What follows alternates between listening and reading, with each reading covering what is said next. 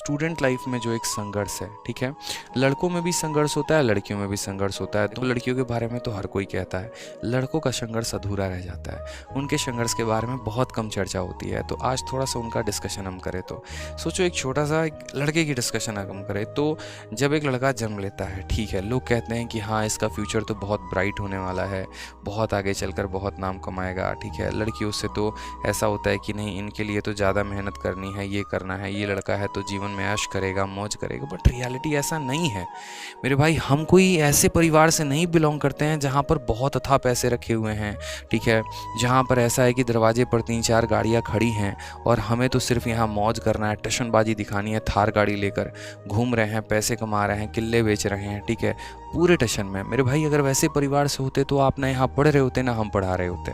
Simple सा हिसाब किताब है। यानी हमारे जीवन में संघर्ष ही संघर्ष है और ये संघर्ष तब शुरू हो जाता है जब हम 8वीं 9वीं क्लास में होते हैं, ठीक है। 6ठी क्लास से तो शुरू हो जाता है, 8वीं 9 से और ज़्यादा होता है।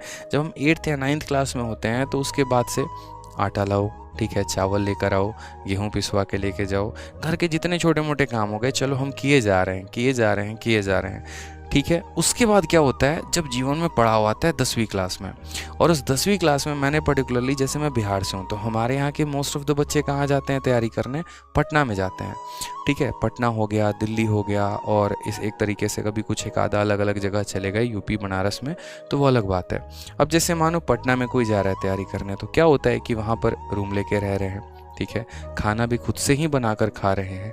एक लड़की के लिए बड़ा मुश्किल सा हो जाता है, उसको सारा काम सीखना पड़ता है, सारा काम जो एक तरीके से लड़कियों का काम, मतलब ये नहीं कह सकते लड़कियों का काम है, बट जो आपके घर में आपकी माताजी आपकी बहन कर रही होती हैं, ठीक है, जैसे खाना बनाना, खुद का बर्तन धोना, खुद के कपड़े धोना, इसी तरीके से एडजस्ट करना, सफाई करना,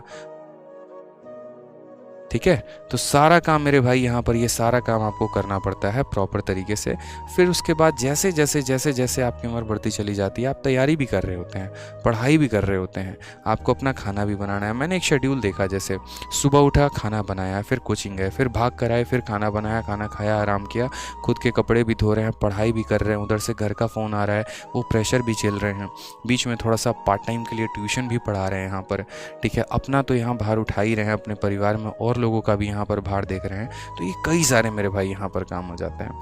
फिर उसके बाद चलो थोड़ा ऐसा लगता है कि यार नौकरी लग जाए तो शायद तब जीवन सुखम सा हो जाए, लेकिन ऐसा नहीं होता। जैसे जॉब लगती है उसके बाद आपको अपने लिए कम, थोड़ा परिवार के लिए ज़्यादा सोचना पड़ जाता है। पहली सैलरी आते कभी कभी ऐसा होता है, किसी एक पर्सन को ढूंढ के दिखा दो जिसने ऐसा किया हो कि उसकी पहली सैलरी आई हो 70,000 और उस पूरे के पूरे ने उसने अपने ऊपर खर्च कर दिया हो। हम ये शर्ट लेंगे, जीन्स लेंगे, ये लेंगे, नहीं होता। सबसे पहली सैलरी घर भेजना, दूसरी सैलरी भी घर भेजना। खुद कमाते हैं तो उसके बाद अपनी बहन की शादी करो, अपने भाई की शादी करो, थोड़ा सा अपने भाई को पढ़ाओ लिखाओ, सक्सेसफुल बनो, जो बड़ा होता है परिवार में, ठीक है। थोड़ी सी उम्र बढ़ती क्या है, घर वालों को तुरंत जल्दी पड़ी होती है, शादी करवा दो, शादी कर दो, शादी कर दो। अब शादी भी हो गई मेरे भाई तो फिर वही बोलेंगे सब मौज तो तुम्हारी है। कहाँ से मौज आ गई यार, कुछ पल तो मिलने थे ज़िंदगी जीने के, वो भी तो नहीं मिल पाए। शादी करते हैं उसके बाद फिर अपना जिम्मेदारी, बच्चों की जिम्मेदारी, उनकी पढ़ाई लिखाई। अब देखो अब घर में फैमिली है, पूजा हो गया तो पूरे लोग आ जाते हैं, ठीक है। तो अपने लिए तो कुछ समय मिलता ही नहीं है दोस्त, ठीक है। तो बहुत बार कहते हैं ना कि इंसान अच्छा होता है, समझने की ज़रूरत होती है, ठीक है। बहुत लोग ऐसे होते हैं जो अपने रिलेशंस में फ़ाइट करते हैं, लड़ रहे होते हैं, ठीक है। बहुत बार लड़कों को भी उनके पेरेंट कम समझते हैं, तो ऐसा नहीं भाई, उनको भी समझो, उनको भी आवश्यकता है एक तरीके से।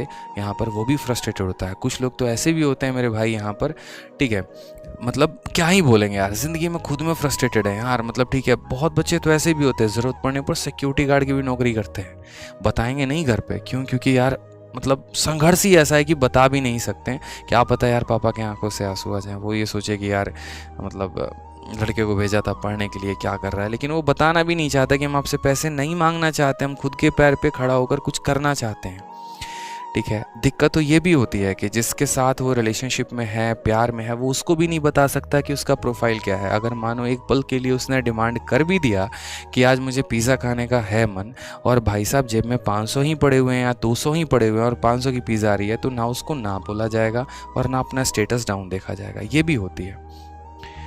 बहुत ऐसा वो बहुत ऑकवर्ड सिचुएशन होता है कि आप अपने किसी फ्रेंड के साथ कहीं पर गए हैं, आपके पैसे नहीं है जेब में आपके पास, सामने वाले ने गलती से बोल दिया, डिमांड से बोल दिया, ठीक है यार उसका भी ऐसा इंटेंशन नहीं हो सकता, बस ऐसे बोल दिया, और आप अपना पर्स खोल के देख रहे हो तो कुछ है ही नहीं। ऐसे ऐसे सिचुएशंस होते हैं, ठीक है। तो बहुत सिचुएशन आते हैं लाइफ में, बहुत केसेस मैंने देखे हैं लाइफ में, बट ठीक है यार, कोई बात नहीं। देखो होगा, बेहतर होगा, टेंशन लेने की बात नहीं है, सिचुएशन है, समझता हूँ मैं आप लोगों